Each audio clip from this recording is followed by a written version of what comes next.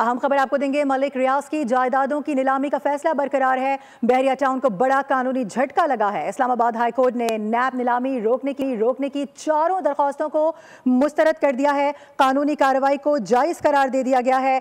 ज़राए के मुताबिक नैब 7 अगस्त को मलिक रियाज की जायदादें नीलाम करेगा।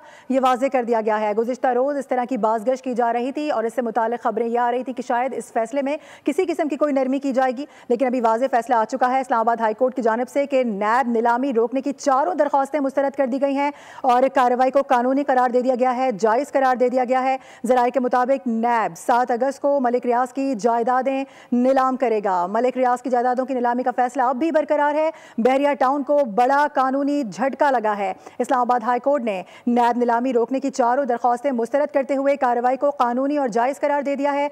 ज़राए बता रहे हैं कि नैब 7 अगस्त को मलिक रियाज की जायदादें नीलाम करेगा। सब्सक्राइब करें और बेल दबाएं ताकि कोई खबर रह न जाए।